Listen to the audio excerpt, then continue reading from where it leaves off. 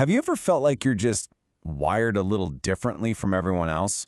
You know, thinking in systems, always seeing 10 steps ahead, and craving solitude like it's oxygen? Well, if that sounds like you are in exactly the right place. We're about to dive into the INTJ Survival Guide. I mean, this just nails it, doesn't it? That feeling that you're operating on a totally different frequency, seeing all the patterns and strategies while everyone else is, well, playing charades.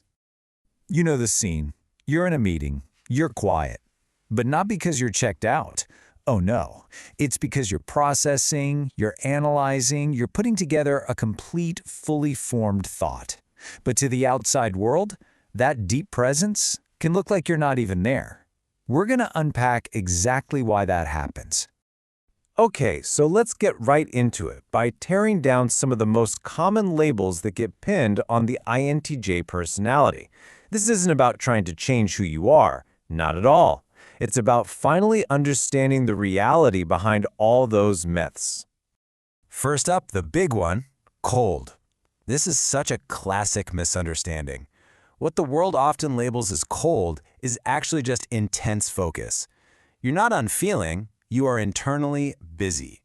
Your brain doesn't give you an instant reaction because it's in deep processing mode, filtering absolutely everything through logic. It's not coldness, it's calibration. Right, and then there's this one. People see the final results, the polished project, the brilliant solution, and they just assume it was easy for you. What they don't see is the invisible labor, the late nights you spent researching, all the mental simulations you ran, that relentless drive for mastery. It's not effortless. You've just made excellence your baseline. And here's another classic label, intimidating. But what's really going on here? The reality is much closer to self-possessed. You aren't walking into a room trying to dominate it. You just don't need validation from it.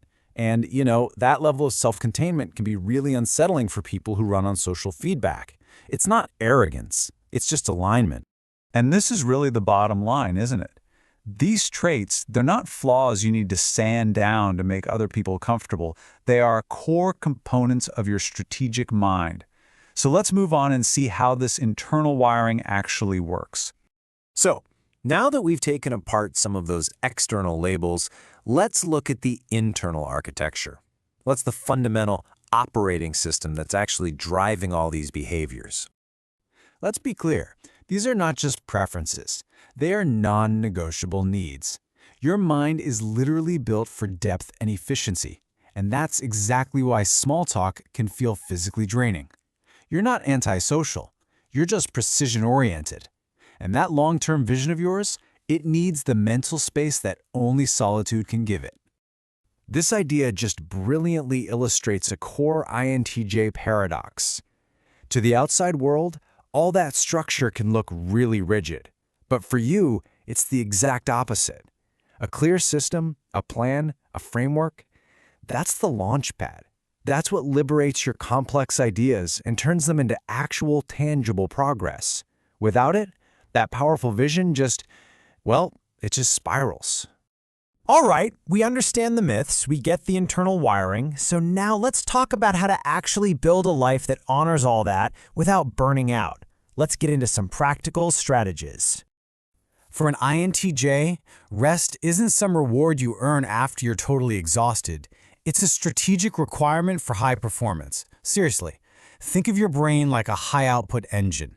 It needs scheduled, protected downtime to recharge. This is not laziness, people. It is essential system maintenance. Okay, this one is huge. That drive for incredibly high standards can backfire and lead straight to procrastination, right? Because you're waiting for this flawless outcome. The strategy is to shift your focus. Instead of aiming for a perfect product, aim for precision in your process.